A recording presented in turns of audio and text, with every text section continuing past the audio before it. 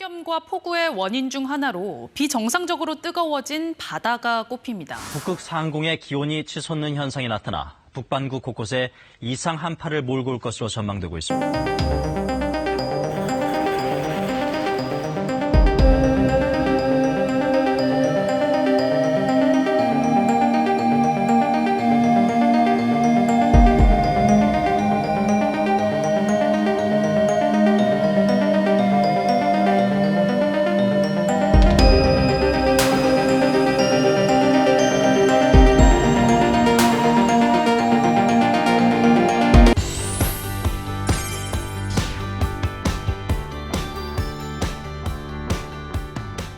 지구의 위기라는 이제 이야기들을 많이 하시는데요. 근데 우리가 정말 생각해 봐야 되는 것이 이게 지구의 위기인가 아니면 인류의 위기인가.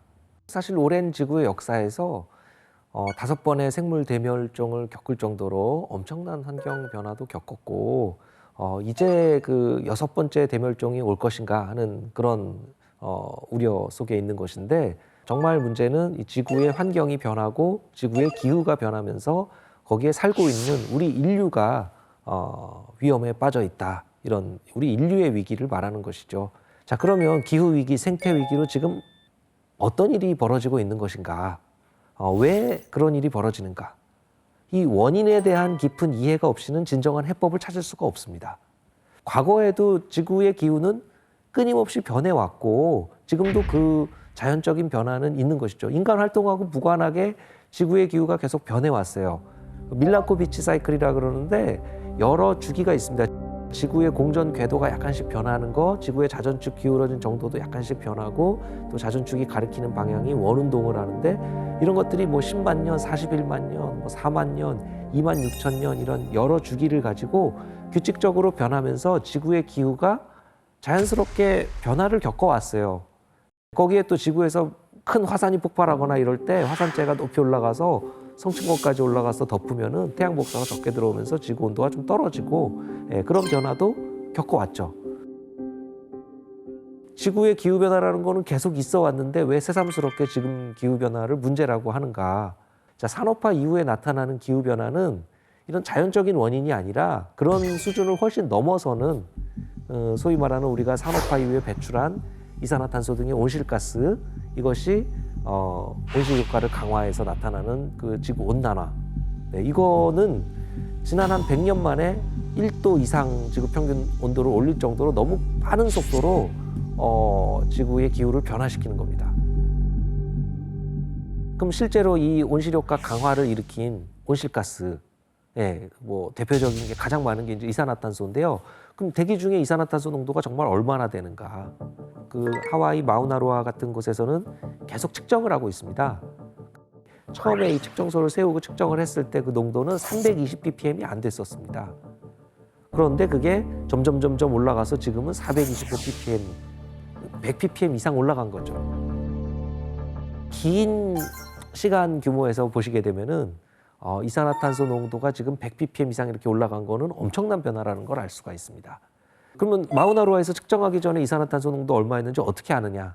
그건 이제 빙하 시추라든가 여러 방법을 과학자들이 쓰는데, 빙하 시추를 해보면 저 깊은 데 빙하에 있는 이산화탄소 농도를 보면 수십만 년 전에 지구 대기의 이산화탄소 농도가 얼마였는지 알 수 있거든요. 한 1000년, 10,000년 전에도 계속 한 270ppm, 280ppm 수준으로 계속 유지가 되고 있었는데, 이게 산업화 이후에 우리가 이제 배출을 하면서부터 이게 자연 생태계에서 흡수할 수 있는 것 이상으로 배출을 계속 하다 보니까 그게 점점 누적이 돼서 갑자기 지금 425ppm 수준까지 급격하게 올라간 겁니다. 너무 짧은 시간에 급격하게 대기 중 이산화탄소 농도가 올라간 겁니다. 그럼 온실 효과가 급격하게 강화되니까 지구의 열이 축적이 되죠. 온난화가 됩니다. 이렇게 인간 활동을 통해서 기후를 변화시키는 인위적인 기후 변화는 이 자연적인 기후 변동성하고는 속도가 너무 다른 거예요. 너무 빠른 속도로 지금 이렇게 기온이 올라가니까 이 지구 평균 온도 올라가는 그 기후 변화에 우리가 적응하기 어려워지는 겁니다. 자, 근데 이거는 그냥 지구의 환경, 지구의 생태계, 이 기후 이런 자연 환경의 변화 이런 것으로 그치는 문제가 아니고, 이거는 이제 감염병이라든가 여러 식량 문제라든가 또 난민 문제, 이런 여러 가지 지금 우리 사회 경제적인 문제로까지 이게 전 지구적으로 지금 파급이 되고 있습니다. 그리고 이게 이제 대표적인 게 우리 자연재해 문제죠. 극단적인 기상 이런 재난들을 우리가 경험을 하는데 뭐 폭염, 폭우, 한파, 폭설, 가뭄, 뭐 태풍, 뭐 전에 경험하지 않았던 전례 없는 수준의 그런 자연재해를 겪으면서 우리가 아직 거기에는 잘 대처할 수 있는 방제 능력이 없다 보니까 방제 수준을 한 차원 더 끌어올리지 않으면 이제는 자연재해 피해가 너무나도 커지는 지금 그런 상황에 있는 거고요. 근데 그 근간에는 바다가 있다는 겁니다. 이 온난화되는 지구에 흡수되는 열이 대부분 해양에 흡수되는 겁니다. 지구의 다른 권역, 대기, 대륙, 또 육상과 바다의 빙하, 또 빙상 이런 것에 흡수되는 열은 다 합쳐도 10%가 안 되고요. 해양에 흡수되는 열이 90%가 넘습니다. 비록 바닷물이라는 게 비열이 커서 쉽게 온도가 올라가는 건 아니지만 한번 데워지면 잘 식지도 않는 특성이 있죠. 그래서 엄청난 열을 가지고 있고 바닷물이 순환하면서 그 열을 가지고 대기를 데우고 식히면서 지구 곳곳에 이상한 기후들을 만들고 있는 겁니다. 또 해양의 이 온난화가 균일하게 일어나는 게 아니고 북극해 같은 곳은 굉장히 빠른 속도로 온난화가 일어나는데요. 지금 뭐 2도, 3도 이상 북극해는 지금 벌써 올라가고 있는데요. 북극해가 빠르게 온난화되는 배경에는 북극해를 덮고 있는 이 해빙이 사라지고 있는 것과 관련이 있습니다.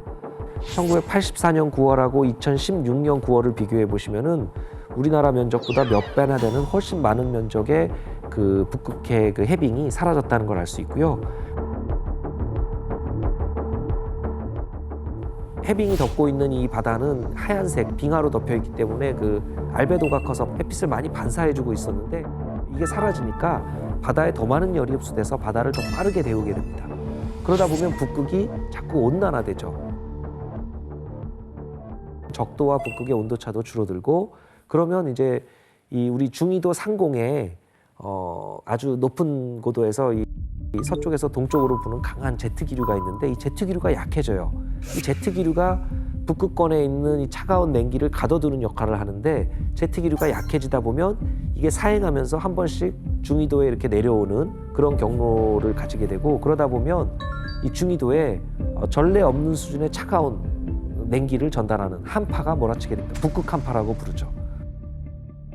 또 태평양과 인도양의 그 열대 바다, 거기 바닷물 수온이 가장 높은 곳을 우리 웜풀이라 그러는데 웜풀 해역의 수온이 자꾸 올라가면서 태풍에다가 에너지를 더 많이 공급하기 때문에 앞으로는 점점 더 습하고 강하고 위력적인 태풍이 많아지는 그런 환경이 되고 있는 것이고요. 특히 남극에 있는 스웨이트 빙하라고 하는 그 빙하는 별명이 운명의 날 빙하인데 이게 지금 너무 빠른 속도로 녹고 있어요. 근데 빠른 속도로 녹는 이유가 따뜻한 바닷물이 빙하 아랫부분을 파고 들어가면서 녹이기 때문이죠. 그러다 보니까 이 빙하가 불안정해지고 어느 날 와장창 무너질 수도 있다 하는 우려까지 제기가 되면서 이것이 이제 급격한 해수면 상승을 가져올 그런 우려가 제기되고 있는 것이죠. 뿐만 아니라 바다에 녹아 들어간 것은 열만 녹아 들어간 것이 아니기 때문에 대기 중에 증가된 탄소도 녹아 들어가면서 해양 산성화라는 그 해수의 pH를 낮추는 이런 문제도 생기고 있고 pH뿐만 아니라 바닷속에 그 녹아 있는 산소, 용존 산소 농도도 낮추고 있고 그런 것들이 해양 생태계에 심각한 영향을 미칩니다. 사실 해양 생태계는 굉장히 중요한데 우리가 숨쉬는 산소의 반 이상을 바다에서 제공해 줄 정도로 바닷속에 있는 이런 식물성 플랑크톤 이런 것들의 역할이 굉장히 중요합니다. 그런데 우리가 기후변화로 이런 해양 산성화, 해양 빈산소화, 또 해양 온난화 이런 것들 때문에 해양 생태계에 심각한 영향을 미치면서 이런 생태계의 긍정적인 기능에 악영향을 미치는 일들이 생기고 있는 겁니다. 이런 변화를 만든 것이 이산화탄소뿐만 아니라 여러 가지 지구 환경 지표들이 다 주로 한 1950년대 이후에 급격하게 변화하게 되는데요. 그러면서 동시에 우리 사회 경제적인 지표들도 급격하게 변합니다. 우리가 대가속 또는 거대한 가속, Great Acceleration이라고 하는데 그때부터 우리가 지구 환경을 너무나도 빠르게 변화시키면서 소위 말하는 인간의 시대, 인류세라고 부를 정도로 아예 새로운 지질 시대로 불러야 될 정도로 인간이 지구 환경을 너무 압도하고 있다 하는 것인데요. 문제는 이렇게 급격한 가속을 하다 보면 이것이 지속 가능하지 않기 때문에 이것이 인류의 생존을 위태롭게 하고 있는 그런 위협이 된다는 겁니다.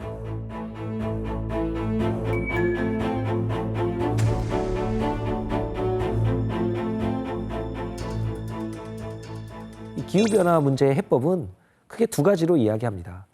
하나는 기후변화 속도가 너무 빠르니 이 속도를 늦추는 완화 노력을 해야 된다는 것이고요. 또 하나는 이 변화하고 있는 기후에 적응해야 된다는 겁니다. 이 완화와 적응, 두 마리의 토끼를 다 잡아야 되는데요. 완화 노력의 대표적인 것이 바로 탄소 중립입니다. 예, 기후변화 속도가 이렇게 빠른 이유가 온실가스 배출을 많이 했기 때문에 그런 거니까 온실가스를 빠르게 줄여서 탄소 중립에 도달해야 된다. 그러기 위해서 여러 가지 사회 경제적인 변화도 필요하지만 또 기술적인 그런 노력들도 많이 해야 되는 것이죠. 근데 이런 완화 노력만 한다고 다 해결되는 게 아닙니다. 기후변화 완화 노력을 하는 중에도 당분간은 점점 더 심해질 수밖에 없는 것이고 우리는 이 심해지는 이 기후 환경 변화 여기에 빠르게 적응해야 됩니다. 그래서 적응해서 피해를 최소화하는 그런 노력이 필요하고요. 그러기 위해서 뭐 재생에너지 100%라든가 여러 가지 전기차를 탄다거나 그러니까 에너지 전환부터 시작해서 탈탄소 그 문명으로 거의 문명을 바꾸는 수준의 그런 노력을 지금 하고 있는 것이죠. 그래서 여러 가지 그 사회 경제적으로 빠르게 탈탄소 그 환경으로 바꾸는 그런 노력도 굉장히 중요한데 그 과정에서 여러 가지 기술적인 공학적인 해법들도 필요하거든요. 스웨이트 빙하 그 운명의 날 빙하 이야기도 드렸는데 따뜻한 바닷물이 들어가서 빙하 아래쪽을 녹이는 것이 문제니까 그러면 따뜻한 바닷물 들어가는 길목에 제방을 쌓아서 막아보자든가 아니면 이게 따뜻한 바닷물이 빙하 아래쪽을 녹이니까 이곳에 빙하 아래 그 녹는 부분을 얼려서 녹아 들어가지 않게 좀 막아보자든가 빙하가 흘러내리는 곳에 지지대를 세워서 막아보자든가 어떤 기술적인 처방에 대한 아이디어들을 사람들이 이야기를 하는 것이죠.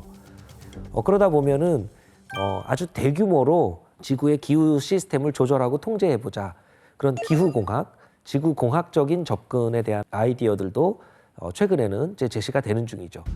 태양 복사를 조절한다거나 또는 탄소를 많이 제거하는 그런 기술들이 대표적인 건데요.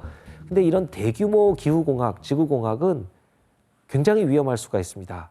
자칫 그 부작용 때문에 인류 전체를 더 큰 위험에 빠뜨릴 수도 있으니까 이거는 과학적으로 면밀하게 그 부작용 우려까지 검토하면서 해야지 그러지 않고 했다가는 자칫 그 영화 설국열차에 나오는 그런 설국 같은 전 세계적인 큰 위험을 더 만들 수가 있다 하는 것이죠. 그래서 더 신중해야 된다는 것이고요. 그래서 기술적인 공학적인 처방 이전에 사회 경제적인 처방도 마찬가지지만 과학에서 출발하는 것이 굉장히 중요합니다. 그리고 그 과학 중에는 특히 이 기후의 아주 핵심인 이 바다, 기후 조절자인 바다에 대한 과학, 그런 것을 이야기하는 것이죠. 그래서 유엔에서 해양과학 10년을 선언했는데요. 2021년부터 2030년 10년의 기간 동안에 우리가 원하는 바다를 위해서 우리가 필요한 과학을 해야 된다. 우리가 원하는 바다의 모습들이 있는데요. 깨끗하고 건강하고 회복력 강하고 또 생산적인 그런 바다, 미래 예측 가능하고 안전하고 또 접근 가능한 바다, 또 영감을 주는 바다, 이런 바다를 위해서 우리가 바다를 먼저 과학적으로 잘 이해하고 잘 알고 활용을 해야지 잘 알지도 못하는데 너무 섣부른 해법에만 골몰하다가 더 큰 부작용을 만들 수도 있다 하는 것이죠. 근데 여러분 생각해 보면은 그 38만 킬로미터나 떨어져 있는 달까지 가본 사람보다 지구 안에 있는 바닷속 심해 10km 이 심해에 들어가 본 사람 수가 훨씬 더 적습니다.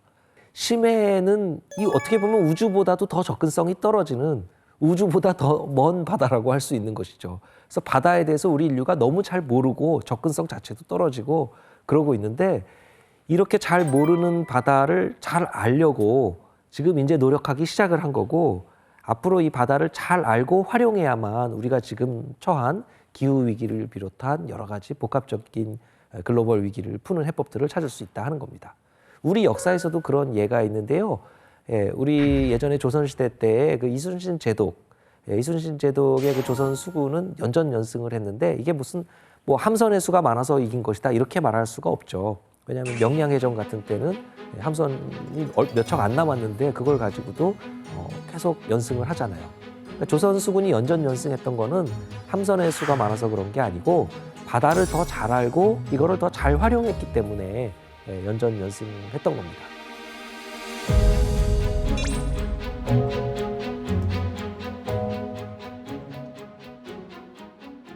그런 면에서 보면 우리 그 해남 그 진도 앞에 있는 그 작은 바다만 잘 알고 활용해도 나라를 구할 수가 있는데 우리 지구에는 엄청난 규모의 해양이 있고 바다가 있고 이 거대한 바다는 정말 엄청난 잠재력이 있는 것이죠. 이 바다를 인류가 정말 잘 알고 제대로 활용하기 시작하면 우리 기후위기, 생태위기, 또 지구의 글로벌 위기들을 푸는 해법들을 얼마든지 여기서 찾을 수 있을 것이라고 저는 그렇게 생각합니다.